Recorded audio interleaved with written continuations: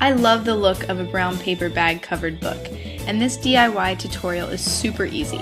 Just start with a medium to large size brown paper bag and cut the seams along the sides to open it up completely. I'm also cutting off the handles because we don't need them.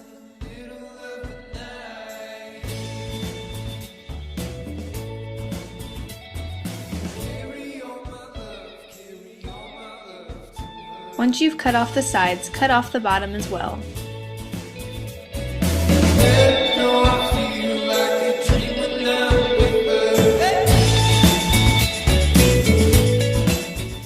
Lay your bag out and place your book in the center. You're going to want to fold over the one side to measure.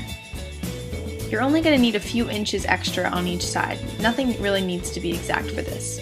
So I'm just cutting off a few inches on each side to make it easier to work with. Then I'm going to fold over the bag because I don't really want Panera showing. Now you're going to fold the ends over the book so that it is the same height as the book. I'm using the book as a guide just to help make creases.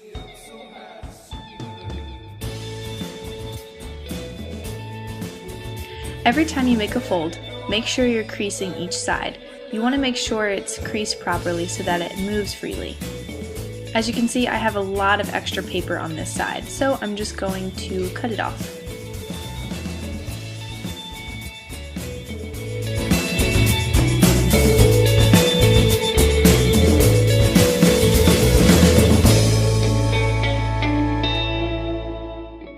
Now here's the fun part.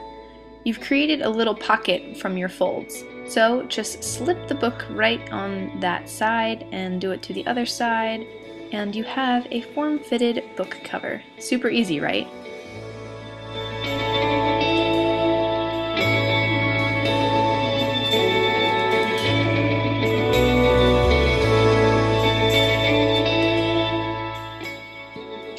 And we're done. Now for all of those boring notebooks, to make them a little bit more fun, I'm going to show you how to use washi tape to create some custom book covers. Using some leftover scrap computer paper, I'm just going to place it around my notebook to measure. Then you're going to want to take a pencil and just trace around the outside of the notebook. Then you're just going to cut along the lines that you already traced. Place the notebook back inside of the paper, and you can check to see which side fits better. It's not really going to matter since we're going to cover the paper up anyway. It's really just to act as a buffer between the black and then the washi tape we're going to put on top. So go ahead and tape the sides down. Make sure that you don't get any air bubbles, so do one side first, flatten it out, and then you can do the other side to prevent any air bubbles from creasing. Now you could decorate this any way you want with magazine clip outs or scrap paper, but I'm using washi tape and just going over both sides in one color scheme of aqua and peach to give me a pretty pattern over my notebook. And voila, we are finished.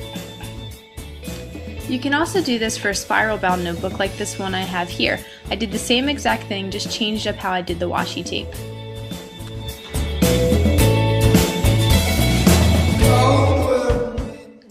Now how about the boring pens? We can also cover these with washi tape super easy.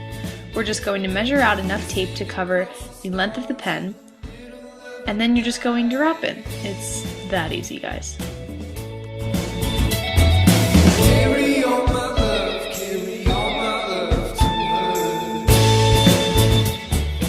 Now for the everyday number 2 pencils. I'm also going to be wrapping these with some washi tape. This saves so much money. I used to buy designer pencils from Vera Bradley and Lily Pulitzer, which I love, but you go through pencils so fast that this is just way more cost effective.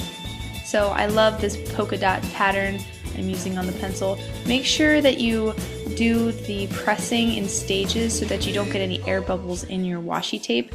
And for this one, because the washi tape is thinner, I had to use 2 pieces, which is totally fine, and you just, cover it where you need it.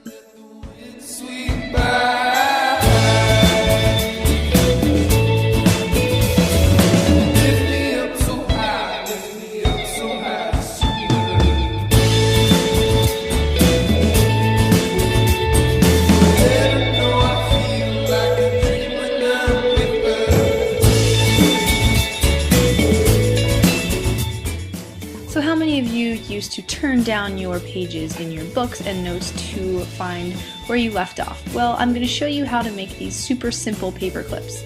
You're just going to take a piece of washi tape and cut it in half so it's thinner.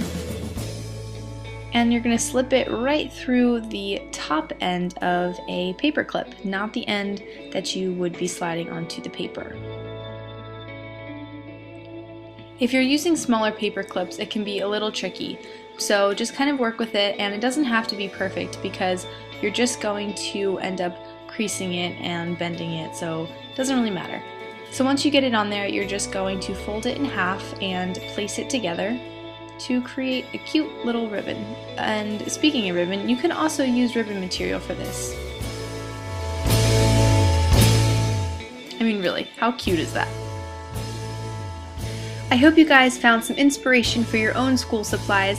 Stay tuned for more back to school videos coming in the next few weeks and some cool recipe videos on my next channel. Thanks for watching.